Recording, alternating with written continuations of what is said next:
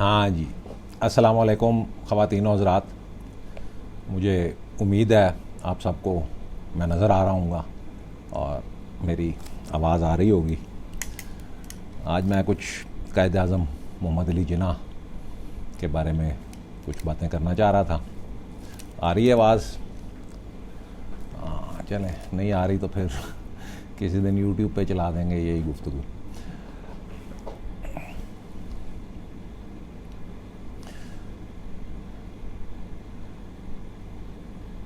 हाँ जी, आ गए लोग। सबसे पहले ज़ीशान भाई आते हैं। Yes, very good.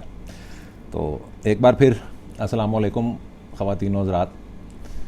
आज मैं कायद आज़म मोहम्मद अली जिन्ना के बारे में और उनकी 11 अगस्त की तकरीर के बारे में भी, बुनियादी तौर पे तो मैं 11 अगस्त की तकरीर के बारे में गुफ्तगू करना चाहता था, पर एक दो और बातें भी मेरे जहन में थीं। मुझे इस तरह लगा जिस तरह हज़रत अल्लामा इकबाल ने मुझे ख्वाब में आके कहा है कि कायद की वसीयत का ज़रूर जिक्र करना। ख्वाब में नज़र तो कुछ नहीं आया। तो क्यों भाई ज़ीशान मियाँ, आ रही है आवाज़? तो खैर इसका कोई हल निकालना पड़ेगा आवाज़ का कि आ रही है, सबको आ रही है। यस। तो पहली बात तो ये मुझे एक तासुर सा जहन में था, पर मैं कायद आज़म की वसीयत के बारे में ज़रूर बात करना चाहता हूँ, क्योंकि ख़ास तौर पे आजकल की नौजवान नस्ल को उसका इल्म होना चाहिए। अगर आप में से किसी ने कायद आज़म की आप वसीयतनामा नहीं देखा या नहीं पढ़ा तो गूगल में कायद आज़म विल डालें, सर्च करें, अभी आपको मिल जाएगी। या आप मोहम्मद अली जिन्ना विल गूगल में डाल के सर्च करें, आपको मिल जाएगी। कायद आज़म मोहम्मद अली जिन्ना ने गालिबन 1938 में, नवंबर या दिसंबर 1938 में अपना एक वसीयतनामा लिखा था, जो कि उनकी रहलत तक 1948 तक कायम रहा और आज भी उस वसीयतनामे पे अमल दरामद हो रहा है। आपको मालूम होगा सबको कि कायद आज़म अपने दौर के सबसे कामयाब वकला में उनका शुमार होता था और सबसे अमीर वकला में भी शुमार होता था। आजकल के दौर के हिसाब से अगर कायद आज़म के असासों का अंदाज़ा लगाया जाए तो वो कई अरब रुपए के कायद आज़म मोहम्मद अली जिन्ना के असासे थे। आपको इल्म होगा 11 सितंबर 1948 के दिन कायद आज़म ने इस जहान फ़ानी से कूच किया। कायद आज़म ने अपनी वसीयत में अपनी जो असासे थे वो अपनी किसी औलाद को या अपने किसी ख़ानदान के फ़र्द को नहीं छोड़े।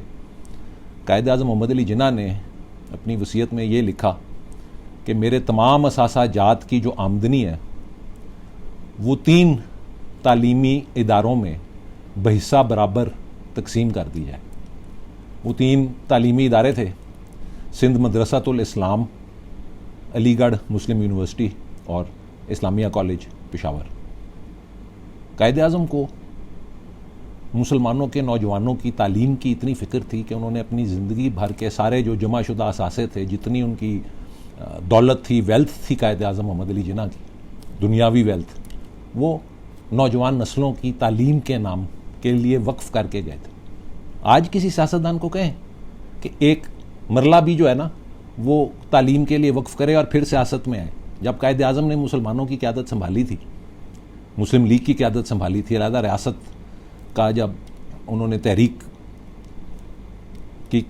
का आगाज़ किया था, कमान हासिल की थी, संभाली थी क़यादत, तो सबसे पहली उन्होंने जो चीज़ें की उनमें से एक चीज़ ये थी कि उन्होंने अपनी तमाम असासों की आमदन 3 मुसलमान तालीमी इदारों के लिए वक्फ़ की, जो कि ना ही सिर्फ दीनियात की तालीम देते थे पर जदीद उलूम भी पढ़ाते थे। तो कायद आज़म को हज़रत अल्लामा इकबाल की तरह नौजवान नस्ल की बहुत फ़िक्र थी। ये मैं कहना ज़रूरी समझता था, क्योंकि मुझे अफसोस है कि आजकल कायद आज़म मोहम्मद अली जिन्ना के बारे में कुछ लोग बड़ी गलत और अजीब अजीब बातें करते हैं, जो कि मेरे नज़दीक दुरुस्त नहीं हैं। बातें भी दुरुस्त नहीं हैं और इस तरह की बातें करना कायद आज़म के बारे में वो भी दुरुस्त नहीं है। हाँ, बीच में से सिग्नल ही गायब हो गया था। दौर हाजिर में पिछले 100-150 सालों में कायद आज़म मोहम्मद अली जिन्ना मेरे नज़दीक इस कौम के रियासत पाकिस्तान के सबसे बड़े मोहसिन हैं। अल्लामा साहब ने तो ख्वाब देखा था या मुतालबा किया था, जिस तरह कायद आज़म मोहम्मद अली जिन्ना ने पाकिस्तान हमें हासिल करके दिया, हज़रत अल्लामा इकबाल की उस सोच और फ़िक्र को अमली जामा बनाया, वो सिर्फ कायद आज़म मोहम्मद अली जिन्ना ही कर सकते थे। और आप कभी उस दौर की तारीख़ और सियासत और हालात पढ़ें तो ये कोई मेरे नज़दीक मोजज़े से कम नहीं था। आज हम लोग उस सारे सिलसिले को, उस सारी चीज़ को, कायद आज़म की उस जद्दोजहद को और उस काविश को मुकम्मल तौर पे भूल चुके हैं। हज़रत अल्लामा इकबाल को तो हमारे हुक्मरान हमें बुलाने की बहुत कोशिश करते हैं। कायद आज़म की तस्वीर हमने बराए नाम ज़रूर अपने दफातर और इमारात में रखी हुई है, पर उनके फरमूदात पे हम बहुत कम अमल करते हैं। हम उनके बारे में कभी कुछ पढ़ते सीखते ही नहीं हैं। मैं पहले भी कह चुका हूँ, कायद आज़म की कभी मुकम्मल तकारीर सारी शाया हो चुकी हैं। स्पेशली जो हिस्सा 1946 से 1948 का है, वो मेरे पास अभी भी मेरी मेज़ पे मौजूद है। उसको कभी पढ़ लें, आपको कायद आज़म की विज़न, कायद आज़म की सोच और कायद आज़म की फ़िक्र की समझ आ जाएगी। ये आज 11 अगस्त की तकरीर, 11 अगस्त की सारी कार्रवाई मेरे सामने मौजूद है। इसको मैं पहले फ़ेसबुक पे भी कल मैंने सुबह लगाई थी, तो मुझे उम्मीद है आपने पढ़ ली होगी। इसके अब कायद आज़म जैसी अजीम शख्सियत की जो गुफ्तगू है, उस पर भी तबसरा करना कोई आसान काम नहीं है। एक तो अल्फाज और अंग्रेज़ी भी कायद आज़म की कमाल नौयत की थी, दूसरा सोच और फ़िक्र भी। पर मुझे अफसोस है कि जो लोग कुछ कायद आज़म के बारे में कन्फ्यूजन और गलत बातें करते हैं, कायद आज़म और उनकी सोच को अच्छी तरह से समझें, अपने नताइज खुद अखज़ करें, लोगों की बातों में मत आएँ। मौलाना हज़रात जो बातें अल्लामा साहब के बारे में करते हैं, उनमें से 90% 99% दुरुस्त नहीं है, और वो सबसे बड़े अल्लामा साहब की फ़िक्र के खड़पैंच आजकल कुछ बन के बैठे हुए हैं। एक और बात भी, एक शेर अल्लामा साहब का मैं आपको सुना दूं। फरमाते हैं, बढ़ के खैबर से है ये मारकाए दीनो वतन, इस ज़माने में कोई हैदर करार भी है। तो मारकाए दीनो वतन जिसको अल्लामा साहब ने कहा है कि ये गज़वा खैबर से भी बढ़ के बड़ी जंग है, वो दीनो वतन क्या था? वो ये था कि अल्लामा साहब कहते थे, और अल्लामा साहब और कायद आज़म की जो व्यू थी, जिसकी बुनियाद पे पाकिस्तान हासिल किया गया, वो ये थी कि कौमें दीन से बनती हैं, मज़हब से बनती हैं, वतन से नहीं, इलाके से नहीं, ज़बान से नहीं। बढ़ के खैबर से है ये मारकाए दीन व वतन। तो वो जो दीन, मुस्लिम कौमियत, वो अल्लामा साहब ने का अपने कलाम में मेन पैगाम है कि कौम जो है वो दीन से बनती है, कौम मज़हब से है, मज़हब जो नहीं तुम भी नहीं। अगला मिसरा मुझे याद नहीं आ रहा, महफिल क्या वो, खैर। हज़रत अल्लामा का बुनियादी जो नुक्ता था, जिसके ऊपर हमें बाद में रियासत पाकिस्तान कायद आज़म मोहम्मद अली जिन्ना ने हासिल की, वो नुक्ता था मुस्लिम कौमियत का, कि इसके बावजूद कि हम मुख्तलिफ़ इलाक़ों में मुख्तलिफ़ ज़बानें बोलते हैं, हम एक मुस्लिम कौम है। और मौलाना हज़रात जो थे वो कहते थे, नहीं जी नहीं, ये तो वतन से बनती हैं कौमें, हम हिंदुस्तानी हैं, हम बलोच हैं, हम पठान हैं, हम पंजाबी हैं, हम सिंधी हैं, हम ये हैं, जो भी इलाकाई या लसानी बुनियाद पे। ये अंग्रेज़ के शोशे थे, लसानी बुनियाद पे या इलाकाई बुनियादों पर कौमियत का तसव्वुर। हज़रत अल्लामा और हज़रत कायद आज़म का तसव्वुर कौमियत का जो था वो मज़हब से था कि मुसलमान एक कौम है। और पाकिस्तान को हज़रत अल्लामा इकबाल और कायद आज़म एक तजुर्बागाह बनाना चाहते थे, लेबॉरेटरी, जहाँ पर हम मुस्लिम कौमियत की, पाकिस्तान के ख़ित्ते में बसने वाली मुख्तलिफ़ कौमों को इकट्ठा करके मुस्लिम कौमियत की एक ऐसी मिसाल कायम करें कि दूसरे मुस्लिम ममालिक भी हमारे साथ शामिल हो जाएं। हज़रत अल्लामा साहब यही चाहते थे कि तमाम मुस्लिम ममालिक, मुस्लिम कौम इकट्ठी हो जाए। अगर आज भी हम इकट्ठे हो जाएं, जो बातें हज़रत अल्लामा इकबाल ने की हैं, तो हम दुनिया की सबसे बड़ी ताकत बन सकते हैं, आलम इस्लाम के जो ममालिक हैं। पर अफसोस कि हम लसानी, इलाकाई और दूसरी बुनियादों पर अलहदा रियासतों की सूरत में बिखरे हुए हैं, और हमारे मुखालिफ इस्लाम, दीन इस्लाम के जो मुखालिफ हैं, वो इस चीज़ का फ़ायदा उठा रहे हैं। एनीवे, कायद आज़म मोहम्मद अली जिन्ना की जो मैं ये कौमी आइन साज असम्बली की जो ये 11 अगस्त 1947 की ये तकरीर है और उसकी जो सारी उस दिन की कार्रवाई है वो मैं फेसबुक पे शाया कर चुका हूँ, पोस्ट कर चुका हूँ। आप सारे पढ़ लें, अब खुद देख लें, आपको समझ आ जाएगी कि उसमें क्या, उस दिन क्या हुआ, कायद आज़म की तकरीर क्या है, मुकम्मल पढ़ लें। एक मेरे बरादर बुज़ुर्ग बड़े भाई हैं, उन्होंने आज मेरे एक और दोस्त मौलाना मशहूद कासमी साहब, मासूम मौलाना, कह रहे थे आपने मुझे मासूम मौलाना बना दिया। तो मेरे लिए बहुत काबिल एहतराम है। सारे मेरे जो बरादर बुज़ुर्ग हैं, अगरचे मौलाना मशहूद साहब तो मेरी व्यूज़ के साथ इत्तफाक करते हैं, ऐसे मेरे कई बड़े भाई हैं जिनकी जो मेरी व्यूज़ के साथ इत्तफाक नहीं करते और जिनकी व्यूज़ के साथ मैं इत्तफाक नहीं करता। मैं अपने सके भाई की व्यूज़ के साथ इत्तफाक नहीं करता, सियासी व्यूज़ के बारे में या सियासत में आने की व्यूज़ के बारे में। तो जो मेरे क्या कहते हैं मुंह बोले भाई हैं या पीर भाई हैं या नज़रियाती, खैर नज़रियाती भाई तो नहीं है मैं उनका भी उतना ही एहतराम करता हूँ। इत्तफाक करना उनकी बातों से मेरे लिए ज़रूरी नहीं है, ना उनका मेरी बातों से करना ज़रूरी है। तो मेरे एक भाई है, मैं उनका नाम नहीं लूँगा, उनको आज भी रियासत पाकिस्तान हज़म नहीं होती, इस्लामी रियासत पाकिस्तान हज़म नहीं होती, कायद आज़म की कामयाबी हज़म नहीं होती, हालांकि वो सारी उम्र पाकिस्तान, पैदा ही पाकिस्तान में हुए, सारी उम्र पाकिस्तान में रहे। ऐसे भी लोग हैं यहाँ पे, मुझे अफसोस होता है। वो कहते हैं जी अखबार की सुर्खी ये लगी हुई थी। तो यार अखबार की सुर्खी, एक मैंने उस दिन वो बयान पढ़ा था कायद आज़म मोहम्मद अली जिन्ना का, ईद मिलादुन्नबी के दिन कायद आज़म ने जो बार काउंसिल में तकरीर की थी, मैंने सारी पढ़ी थी उस दिन, आपको पढ़ के सुनाई थी लाइव वीडियो में, अगर आप देखना चाहें दोबारा भी वो सुन सकते हैं। उसका ये सिविल एंड मिलिट्री गज़ेट ने उसकी ये रुदात दी थी कि कायद आज़म ने हजूर सल्लल्लाहु अलैहि वसल्लम की शान में ये अल्फाज कहे, ये गुफ्तगू की, और ये ईद मिलादुन्नबी के हवाले से मीटिंग थी। लाहौर का एक अखबार था, अब मुझे नहीं पता कौन सा उर्दू का अखबार था, उसने ये सारी खबर शाया की हुई है, ये मतलब है खबर शाया की हुई है सुर्खी लगा के कि कायद आज़म ने फरमाया है कि पाकिस्तान में इस्लामी निज़ाम होगा, पर अक़लियतों को इससे डरने की ज़रूरत नहीं है। उन्होंने ये खबर लगाई हुई है, पर पूरी न्यूज़ आइटम में ना ईद मिलादुन्नबी का जिक्र है, ना हजूर सल्लल्लाहु अलैहि वसल्लम की शान में कायद आज़म की तकरीर का जिक्र है। ये उर्दू का अखबार है जो कि कोई गालिबन हमारा हम मजहब ही निकाल रहा था। और जो अंग्रेज़ों का अखबार है सिविल एंड मिलिट्री गज़ेट, उसने पूरी रुदात दी हुई है कि जी ईद मिलादुन्नबी की गैदरिंग थी और उसमें कायद आज़म ने हजूर सल्लल्लाहु अलैहि वसल्लम की शान में ये बातें की। तो वो अखबार के एडिटर से पूछे जाके कि उसने वो खबर किस तरह और क्यों लगाई है और कुछ चीज़ें क्यों हज़फ की हैं।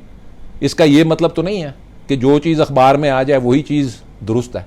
और ख़ास तौर पर आजकल तो जो अखबारों का म्यार है वो सब आपके सामने है। मुझे जिस तरह नज़र आ रहा है अगले चंद सालों में अखबार वैसे ही गायब हो जाएंगे, ये आ जाएंगे सोशल मीडिया और इलेक्ट्रॉनिक चीज़ों में, अखबारों की कोई हैसियत ही नहीं रहेगी। अभी भी मेरा ख्याल है बहुत कम सर्कुलेशन रह गई है। एनीवे, तो कायद आज़म मोहम्मद अली जिन्ना की 11 अगस्त की जो रुदात थी, कार्रवाई थी आइन साज असम्बली की, वो मेरे सामने इस वक्त मौजूद है। आप भी वो फेसबुक एल्बम में देखना चाहें तो देख सकते हैं। इस दिन सबसे पहले कायद आज़म मोहम्मद अली जिन्ना का बतौर सदर आइन साज असम्बली इंतखाब हुआ था। कायद आज़म मोहम्मद अली जिन्ना ना ही सिर्फ पाकिस्तान के पहले गवर्नर जनरल थे बल्कि आइन साज असम्बली के सदर भी थे। तो ये उनका इंतखाब हुआ अनअपोज्ड, ये आप देख सकते हैं, उसमें वो लिस्ट शाया हुई है कि किन किन लोगों ने कायद आज़म को प्रपोज किया और सेकंड किया, क्योंकि वो तो अनअपोज्ड थे, उनके मुकाबले में किसी ने जुर्रत नहीं थी किसी की कि वो कागजात नामजदगी दाखिल करे। तो कायद आज़म बिला मुकाबला मुंतखब हुए। तो कायद आज़म के इंतखाब के बाद जनाब लियाकत अली ख़ान ने तकरीर की। उसके बाद जो मिस्टर किरण शंकर रॉय साहब थे, ये कांग्रेस पार्टी बंगाल के गालिबन सदर थे। Yes, if you will permit me, I would also like to state very briefly the policy which we congressmen in this house would like to follow. Frankly sir, we are not very happy. We are unhappy because of the division of India. We are unhappy because of, ये सारा वो Congress party के जो सदर हैं, ये उनकी तकरीर है, वो ये सारी तकरीर कर रहे हैं और वो यही डरते हैं कि जी आप मुसलमान अब आ गए हो तो हम आपकी लीडरशिप को कबूल करते हैं और हम इस मुमलिकत के शहरी बनना कबूल करते हैं। पर उनको अपने जो खदशात थे वो यही थे कि हमें हमारे खिलाफ इम्तियाजी सलूक बरता जाएगा, हमें बराबर के शहरी नहीं समझा जाएगा। उनकी ये सारी गुफ्तगू है। उसके बाद जनाब अयूब खुरो साहब सदर सिंध मुस्लिम लीग थे गालिबन और वजीर आला सिंध भी थे, उनकी तकरीर है। फिर जनाब जोगिंदर नाथ मंडल की तकरीर है जो कि बंगाल से मुंतखब हुए थे, पर उनका ताल्लुक वो जो ये शेड्यूल कास्ट्स इनको कहते हैं उनसे था। तो उन्होंने अपनी तकरीर में ज़्यादा यही कहा है कि जी शेड्यूल कास्ट जो है हमारे बुरे हाल हैं, हमारी बेहतरी के लिए किया जाए। इसी तरह ये अबुल कासिम खान साहब हैं, तो इन्होंने ये अबुल कासिम साहब ने भी इसी तरह अपनी बातें की कि ये सारे जो ये अफराद थे इन्होंने कायदे आज़म को मुबारकबाद दी बुनियादी तौर पे, और अपनी अपनी जो उनकी व्यूज़ थी कि पाकिस्तान किस तरह का होना चाहिए। जो कांग्रेस पार्टी वाले थे उन्होंने अपनी व्यूज़ दी, जो जोगिंदर नाथ मंडल साहब थे उन्होंने अपनी व्यूज़ दी, ये अबुल कासिम साहब थे इन्होंने अपनी व्यूज़ दी।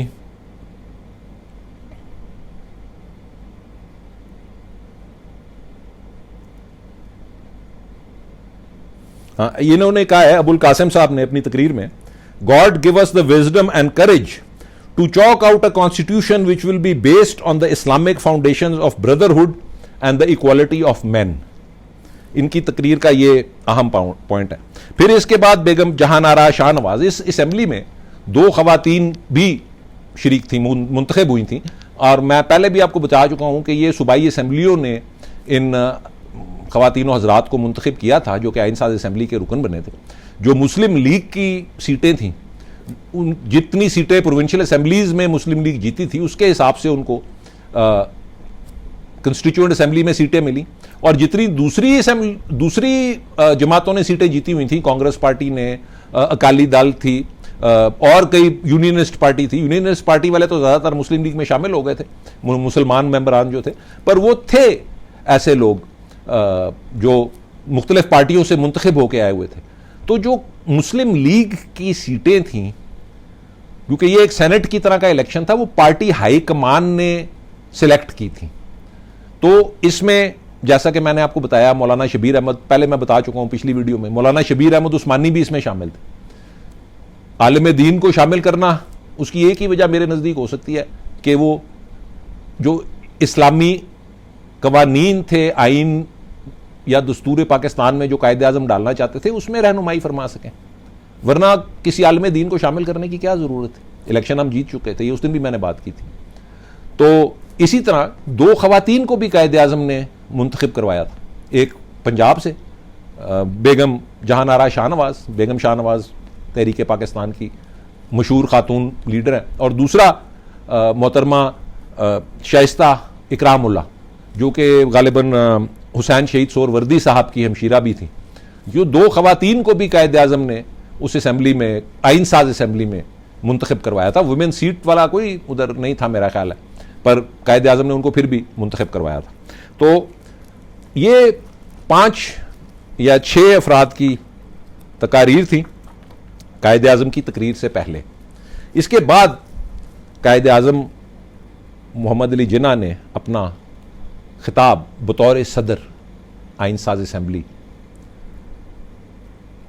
वो किया, तकरीर की कायदे आज़म ने। उनकी जो तकरीर है इसके 5 या 6 जिसको कहते हैं सेलियंट पॉइंट हैं, बड़े बड़े फीचर्स आप कह लें।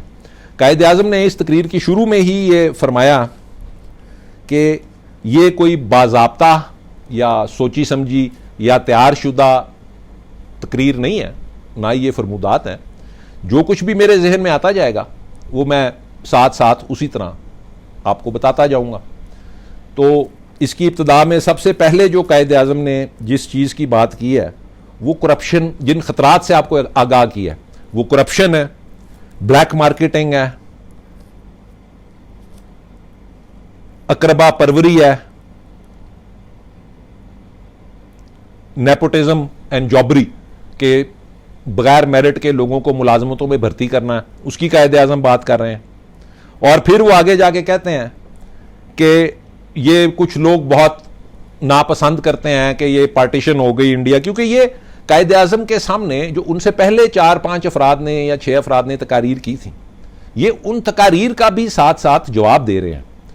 तो ये उन्होंने सारी बातें की हैं कि अगर हम यूनाइटेड, इस पैराग्राफ में कायदे आज़म ने कहा हुआ है कि अगर हम मुत्तहद रहते तो हम आगे ना चल सकते, क्योंकि फिर वही बात जो अल्लामा साहब ने भी अपने खुतबात में की है, खुतबा इलाहाबाद में की है, और बाकी सारी सोच और फिक्र कायदे आज़म और अल्लामा साहब की यही थी कि मुसलमानों के हकूक़ का तहफ़्फ़ुज़ सिर्फ़ और सिर्फ तब हो सकता है जब मुसलमानों की रियासत या मुसलमानों के इलाके अलहदा एक रियासत की सूरत में कर दिए जाएँ, अलहदा कर दिए जाएँ एक रियासत की सूरत में, सिर्फ तब ही मुसलमानों के हकूक़ का तहफ़्फ़ुज़ हो सकता है। और यही बात कायदे आज़म ने अपनी तकरीर में की हुई है। पर साथ वो ये भी कहते हैं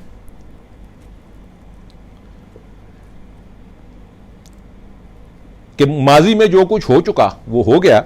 if you change your past and work together in a spirit that every one of you, no matter to what community he belongs, no matter what relations he had with you in the past, no matter what his color, caste and creed is, first, second and last, a citizen of his state with equal rights, privileges and obligations.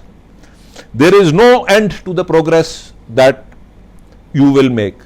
तो कायदे आज़म ने यही फरमाया है कि आगे बढ़ने के लिए हमें माजी की तलखियां सब भुलाने की जरूरत है। इस शहर का हर शख्स, रिगार्डलेस इसके बावजूद कि उसका जो मजहब हो, जो जात हो, जो रंग हो, जो मसलक हो, वो सब पाकिस्तान के बराबर के शहरी हैं। और अगर हम इस चीज पे अमल करें कि हम सब बराबर के शहरी हैं तो हम बेपनाह तरक्की पा सकते हैं। ये कायदे आज़म के अल्फाज हैं। और इससे आगे फिर यही उन्होंने फरमाया है कि इस I cannot emphasise it too much, we should begin to work in that spirit and in course of time all these angularities of the majority and minority communities, the Hindu community and the Muslim community, क्योंकि जिस तरह वो कायदे आज़म ये फरमा रहे हैं कि ये वक्त के साथ साथ ये जो मजहबी फ़र्क हैं कि हम शहरी, ये वो लोग समझते थे गैर मुस्लिम कि हमारे खिलाफ इम्तियाजी सलूक बरता जाएगा, हमें दूसरे दर्जे का शहरी बनाया जाएगा, मुसलमानों को अव्वल दर्जे का शहरी बनाया जाएगा। तो उस पर कायदे आज़म ने यही कहा है कि ये जो सारी आपके जहन में या दिल में बातें हैं मेजॉरिटी और मिनॉरिटी की, ये वक्त के साथ साथ गायब हो जाएंगी। इसी तरह because even as regards Muslims we have Pathans, Punjabis, Sindhis, Sunnis and so on, and amongst Hindus you have Brahmins, Vaishnavas, Khatris, also Bengalis, Madrasi and so on, कि ये सारे फर्क जिस तरह हिंदू मुस्लिम में फर्क है और मुसलमानों में भी कई कौमें हैं, बलोच, पठान, सिंधी, बंगाली, मद्रासी वगैरह वगैरह, ये सब फर्क जो हैं ये खत्म हो जाएंगे और हम इकट्ठे एक अजीम रियासत के बराबर के शहरी बनेंगे। ये कायदे आज़म का फरमुदा। कायदे आज़म ने फरमाया, indeed if you ask me this has been the biggest hindrance in the way of India to attain its freedom and independence, but for this we would have been free people long time ago। कि अगर ये हमारे में फर्क ना होते मजहब के तो हम कब के आजाद हो गए होते। ये इसी वजह से हम आजादी नहीं पा सके और इतना अरसा हम चल सके हैं, वरना इतना अरसा हमें कोई भी जो है वो काबू या हम पे वो कब्जा ना करके रख सकता। No power can hold another nation, especially a nation of 400 million souls in subjugation. Nobody could have conquered you, even if it happened. Nobody could have continued to hold on. Nobody could have continued its hold on you for any length of time, but for this. उस पर बहुत सारी तालियां बजी। और उसके बाद कायदे आज़म ने फरमाया कि therefore we must learn a lesson from this, कि हमें इससे सबक सीखना चाहिए। अगर हमारे में ये मजहबी फर्क और ये कौमी फर्क, कौमियतों के फर्क ना होते तो हम पे कभी कोई कब्जा ना कर सकता, ना ही हम पे कोई अगर कब्जा कर भी लेता तो ज्यादा देर उस कब्जे को जारी रख सकता। इससे हमें सबक हासिल करना चाहिए। और ये फिर उन्होंने फरमाया, you are free to go to your temples and you are free to go to your mosques और to any other places of worship in the state of Pakistan. You may belong to any nation, any religion or caste or creed. That has got nothing to do with the business of this state. ठीक है, ये अब वो मशहूर हिस्सा है जिसको ये लोग निकाल के कहते हैं कि जी कायदे आजम एक सेकुलर स्टेट चाहते थे। ये बिल्कुल दुरुस्त नहीं है। इससे पहले वाला हिसाब पढ़ लें। ये कायदे आजम बात कर रहे हैं कि आपको आज़ादी है, मुकम्मल मजहबी आज़ादी है। अगर मजहबी ये हमाहंगी पहले से होती तो हम पे कोई कभी कब्जा ही ना कर सकता। ये मजहबी फर्क की वजह से या लागतबाजी की वजह से अगलों ने हम पे कब्जा किया और इतना अरसा हमें काबू करके रखा। अच्छा, यहां पे अब कायदे आजम अगली बात कोई और शुरू कर देते हैं। इसके बाद वो दो लाइनें दूसरी आती हैं जो कि इकट्ठी जोड़ के ना तो कहते हैं जी ये सेकुलर स्टेट का कॉन्सेप्ट है, उस पर भी मैं आ जाऊंगा। अच्छा, इसके बाद यह है कायदे आजम ने फरमाया, you may belong to any religion or caste or creed that has got nothing to do with the business of the state. कि आपका जिस मजहब से भी ताल्लुक है, रियासत के चलने से उसका कोई ताल्लुक नहीं है। आपको मुकम्मल मजहबी तौर पर आजादी है। ये वो जो कांग्रेस पार्टी वाले साहब थे उनको यही डर था कि हमें इम्तियाजी सलूक बरता जाएगा। अच्छा, इसके बाद कायदे आजम फरमाते हैं, as you know history shows that in England conditions some times ago were much worse than those prevailing in India today. The Roman Catholics and the Protestants persecuted each other. Even now there are some states in existence where there are discriminations made and bars imposed against a particular class. अब ये पूरा एक paragraph है, इस paragraph का बाकी हिस्सा है। ये जहां पे कायदे आजम ने कहा है ना कि that has got nothing to do with the business of the state, उसके बाद 1 2 3 4 5 6 7 8 9 10 11 12 13 14 15 लाइनें हैं। ये 15 लाइनें ना ये लिबरल लोग लगड़ बगड़ जो है ना ये पी जाते हैं बीच में से, उसका जिक्र ही नहीं करते। तो इसमें कायदे आजम ने यही फरमाया, we are starting with this fundamental principle that we are all citizens and equal citizens of one state. ये कायदे आजम की तकरीर का इस हिस्से का लुबे लुबाब है कि हम सब बराबर के शहरी हैं। इसमें सेकुलर रियासत या इस तरह की किसी चीज का कोई जिक्र नहीं है। We are starting with this fundamental principles that we are all citizens and equal citizens of one state. The people of England in course of time had to face the realities of the situation and had to discharge the responsibilities and burdens placed upon them by government of their country, and they went through the fire step by step. Today you might say with justice that Roman Catholics and Protestants do not exist. What exists now is that every man is a citizen and an equal citizen of Great Britain, and they are all members of the nation. ये कायदे आज़म यही बात कर रहे हैं कि पहले इंग्लिस्तान में प्रोटेस्टेंट होते थे, कैथलिक होते थे, एक दूसरे के गले पे छुरियां लेके पड़े होते थे। फिर उनको यही समझ आई कि ये इस तरह तो हम आगे नहीं चल सकेंगे जब तक हम मुत्तहद नहीं होंगे।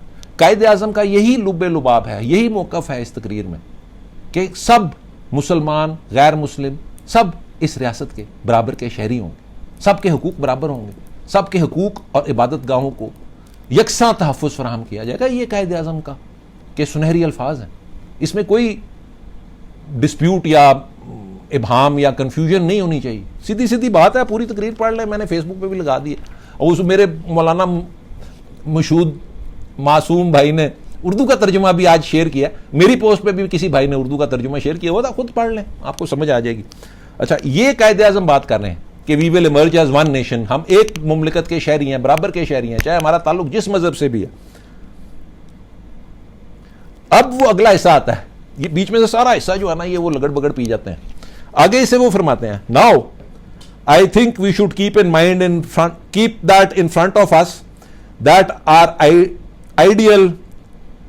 Now I think we should keep that in front of us as our ideal, and you will find that in the course of time Hindus will cease to be Hindus and Muslims will cease to be Muslims, not in the religion sense, but not in the religious sense, because that is the personal faith of each individual, but in the political sense as the citizens of the state. ये आप कायदे आज़म का जो हिस्सा ये P जाते हैं उसको पढ़ लें। वो यही बात कर रहे हैं कि पहले इंग्लिस्तान में प्रोटेस्टेंट्स और कैथलिक्स होते थे और वो एक दूसरे के गले पे छुरियों से चढ़े होते थे। फिर उनको ये समझ आई कि जी अपने मुल्क को अजीम बनाने के लिए हमें हमहंगी पैदा करनी होगी। फिर उन्होंने कड़वा घूंट पी लिया और वो इकट्ठे हो गए, और आज किसी को भी नहीं पता कैथलिक कौन है और प्रोटेस्टेंट कौन है, सब एक ही रियासत के बराबर के शहरी हैं। यही कायदे आज़म पाकिस्तान में चाहते थे, बराबर की शहरियत सब मुसलमानों गैर मुसलमानों के। यही अल्लामा साहब का मौक़िफ़। एनीवे, तो ये इसको बराबर की शहरियत के हवाले से समझने की कोशिश करें, मुकम्मल तकरीर पढ़ लें। मैंने तो अपनी व्यू देनी थी, मैंने अपनी व्यू दे दी।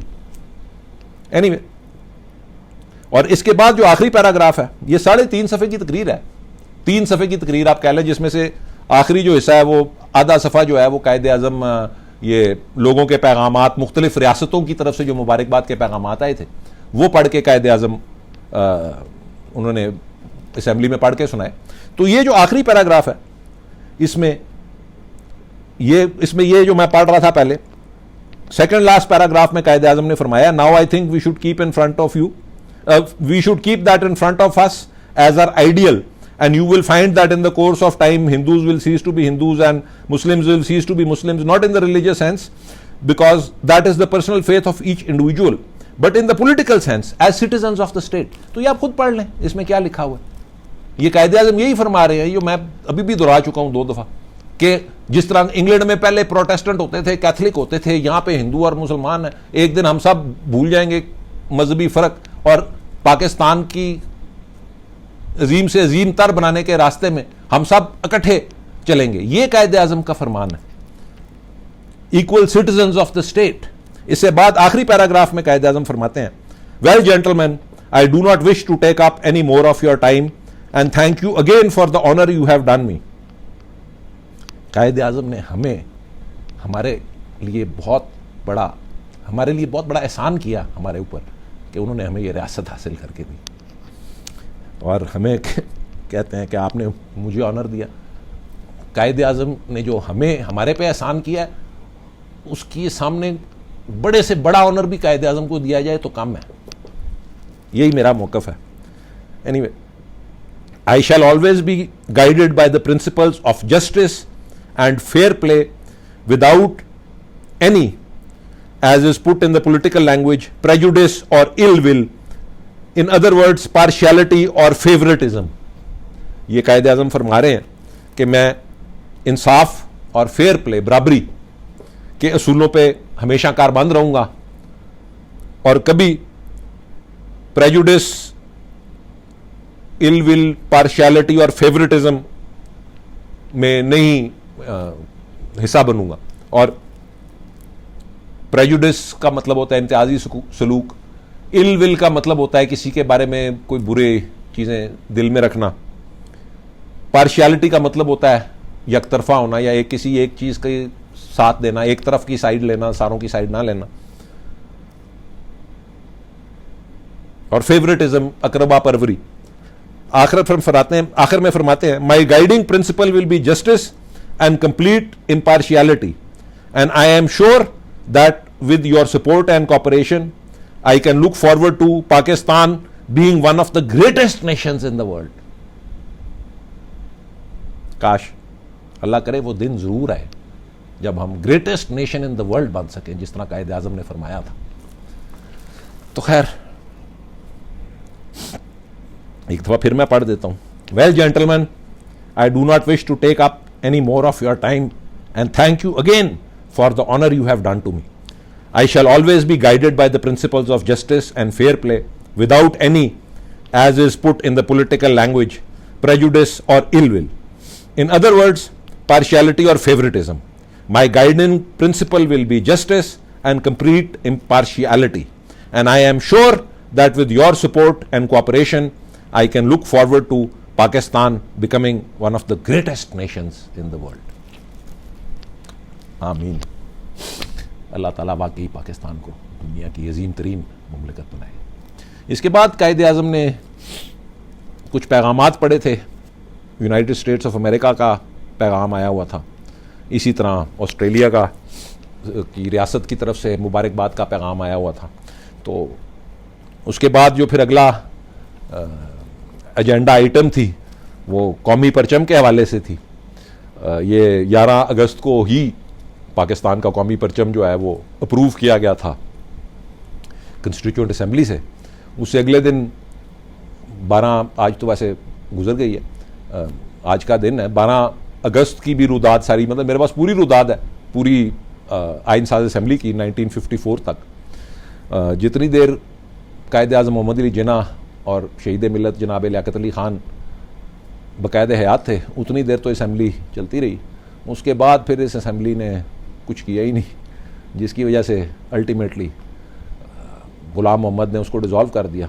आज हम गुलाम मोहम्मद को बहुत लोग गालियाँ निकालते हैं, उस असेंबली के बारे में कभी नहीं सोचते कि उसने 8 साल जो बैठ के मक्खियाँ मारते रहे, जो मर्जी करते रहे। पता नहीं, मैं अब उसके ऊपर तो नहीं तबसरा कर सकता कि क्यों उन्होंने 8 साल कुछ नहीं किया, पर हकीकी आज़ादी हमें तब मिली जब हमने अपना आइन पास किया और हम रिपब्लिक बने, और वो 1956 में हुआ।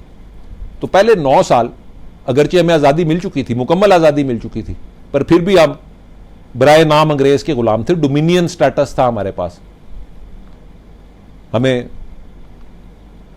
ब्रिटिश डोमिनियन ऑफ पाकिस्तान कहा जाता था। यानी और वापस कायद आज़म की वसीयत की तरफ आते हुए, जैसा कि मैंने आपको बताया था, कायद आज़म को इतनी नौजवान नस्ल, मुसलमानों की, बरे सगीर के मुसलमानों की नौजवान नस्ल का इतना फ़िक्र था कि उन्होंने अपनी सारी जायदाद, उसकी आमदनी 3 मुसलमानों के तालीमी इदारों के लिए वक्फ कर दी।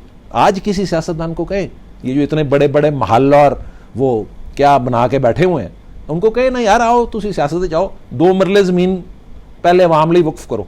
आज देखें कितना इनमें से तैयार होते हैं, कुछ तो वैसे ही भाग जाएंगे इसी चक्कर से। तो कायद आज़म का मुकाम, कायद आज़म की सोच और कायद आज़म की फ़िक्र समझने की कोशिश करें। मुझे बहुत अफसोस होता है, कल भी मेरी पोस्टों पे, परसों भी कायद आज़म के ख़िलाफ़ कुछ लोगों ने बहुत ज़्यादा बकवास की हुई थी, जिसको मुझे डिलीट करना पड़ा। मेरा दिल करता है, मैं खैर छोड़े, मैं कोई बदमज़गी वाली बात नहीं करना चाहता, पर कायद आज़म की अज़मत और कायद आज़म के मुकाम को समझने की कोशिश करें। हर पाकिस्तानी शहरी को कायद आज़म मोहम्मद अली जिन्ना का एहसानमंद होना लाजिम है। जो कायद आज़म ने आपके लिए कर दिया वो कोई शख्सियत और नहीं कर सकती थी। एनीवे, आज़ादी के सफ़र पे मैं तफसीली गुफ्तगू ज़रूर करूँगा। आजकल रोज़ आपको मालूम नहीं है, अभी भी शाम को मैंने कोई 4 इंटरव्यूज़ दिए हैं, सारी रात आज मुझे यही वीडियो मैसेजेस ही रिकॉर्ड करने पड़ेंगे। 14 अगस्त तक मेरा जो मुझ पे बहुत ज़्यादा प्रेशर और लोगों की मुतालबे हैं कि जी हमें भी वीडियो मैसेज रिकॉर्ड करके दो। मेरा कोई ना, मुझे कोई सी ओहदे की ज़रूरत है, ना मुझे कोई एजाज़ चाहिए। जो अल्लाह ताला ने मुझे एजाज़ दिया है कि मैं एक मुस्लिम हज़रत अल्लामा इकबाल के घराने में पैदा हुआ हूँ, इससे बड़ा एजाज़ मुझे कोई इंसान नहीं दे सकता, ना इससे बड़ा कोई ओहदा मुझे दे सकता है। तो मुझे ना कुछ चाहिए किसी से, ना कोई मेरा मुतालबा है। मैं सिर्फ ये चाहता हूँ कि हज़रत अल्लामा इकबाल का पैगाम और कायद आज़म की सोच और फ़िक्र लोगों की समझ में आ जाए। आप मेरी व्यूज़ से इत्तफाक नहीं करते, ना करें, मुझे कोई फ़र्क नहीं पड़ता। मेरा मकसद सिर्फ अपनी व्यूज़ आप तक पहुँचाना है, उनको समझना, कबूल करना या ना करना आपकी मर्ज़ी है। और मेरा ख़्याल है आज काफ़ी लंबी वीडियो हो गई है। मैंने पिछले कई दिनों से अपने व्हाट्सएप और फ़ोन और दूसरे मैसेंजर वगैरह जो हैं वो सब डिसेबल किए हुए हैं, साइलेंट किए हुए हैं। तो मैं माजरत खाऊँ, मुझे जो लोग फ़ोन करते हैं वो मुझे नहीं पता लगता उस वक्त। बाद में मैं जब वो मैसेंजर वगैरह की वो लिस्टें खोल के देखता हूँ तो मुझे नज़र आता है कि कौन लोगों की कॉल्स मिस हुई हैं, क्या हुआ है, सब कुछ। और एक और बात मैं कहना ज़रूरी समझता हूँ, माह मुहर्रम की इब्तिदा हो चुकी है। हजूर सल्लल्लाहु अलैहि वसल्लम के नवासे के गम के सामने हमारी तमाम खुशियाँ मांद हैं। आज़ादी बहुत बड़ी नेमत है, पर मुहर्रम का एहतराम भी हम पे लाजिम है। कुव्वत इश्क से हर पस्त को बाला कर दे, दहर में इसमें मोहम्मद से उजाला कर दे, सल्लल्लाहु अलैहि वसल्लम। बाहर कैफ, हाँ वो शेर फिर मैं अगली दफ़ा, बढ़ के खैबर से है ये मार्का दीन व वतन, इस ज़माने में कोई हैदर करार भी है। हज़रत अल्लामा फरमाते थे कि ये जो मार्का दीन व वतन है, ये था ही अलहदा रियासत का मुतालबा कि कौमों से रियासतें बनती, मज़हब से कौमें बनती हैं, और उसकी बुनियाद पे हमें अलहदा रियासत चाहिए। ये जो कुछ हजरात थे ना, वो कहते थे कि जी कौमियत वतन से होती है, इलाके से होती है, हम हिंदुस्तानी हैं, हम फलाने हैं, हम डमकाने हैं। आज वही लोग, उन्हीं लोगों को कायद आज़म हज़रत अल्लामा इकबाल और पाकिस्तान हज़म नहीं होते। तो अगला मिसरा था, बढ़ के खैबर से है ये मार्का दीन वतन। इस ज़माने में कोई हैदर करार भी है? मेरे नज़दीक हज़रत अल्लामा इकबाल को हैदर करार नुमा, हज़रत अली नुमा शख्सियत कायद आज़म मोहम्मद अली जिन्ना की सूरत में अपनी ज़िंदगी में मिल गई थी। और वो कायद आज़म मोहम्मद अली जिन्ना ही थे जिन्होंने, जिनकी काविशों ने और मेहनत और लगन ने हमें ये रियासत हासिल करके दी। कोई और शख्सियत होती तो आज हम कभी आज़ाद ना हो सकते। आज हम पता नहीं कितनी सदियां मुसलमानों की बड़े सगीर की गुलाम रह के पता नहीं किस किस जद्दोजहद के बाद हमें आज़ादी मिलती। कायद आज़म ने बगैर किसी गोली चलाए हुए या तलवार चलाए हुए या खून बहाए हुए हमें आज़ादी हासिल करके दी। आज दो कौमी नज़रिए पे लोग बातें करते हैं। जो कुछ 1947 में हुआ, कत्लो गारत, खून खराबा, इस्मत दरी, वो कोई सियासी बुनियाद पे नहीं थी, वो मजहबी बुनियाद पे थी। और इसी बुनियाद पे थी कि हम अलहदा कौम है, हमारा मजहब अलहदा और तुम अलहदा हो। इसीलिए गैर मुस्लिमों ने मुस्लिमों पे हमला किया, मुस्लिमों ने गैर मुस्लिमों पे हमला किया। इससे बड़ा दो कौमी नजरिए का सबूत आपको क्या और क्या चाहिए? जो कुछ जो अंदोनाक और अफसोसनाक वाकयात तब हुए। कदर करे अपनी आज़ादी, कदर करे कायद आज़म मोहम्मद अली जिन्ना की और हज़रत अल्लामा इकबाल की। मुझे अफसोस है, बहुत अफसोस है बहुत सी चीज़ों पे,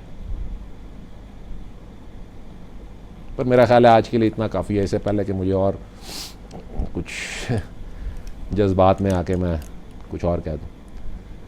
तो खैर ख़वातीन हज़रात, अल्लाह ताला आप सबको अपने हिफ्ज़ मान और अपने तहफ़्फ़ुज़ में रखे।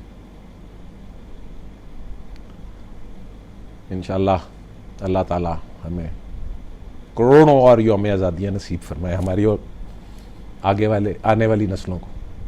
अल्लाह ताला उन जज्बात को हमेशा हम सारों के दिलों में कायम रखे। पाकिस्तान पाइंदाबाद।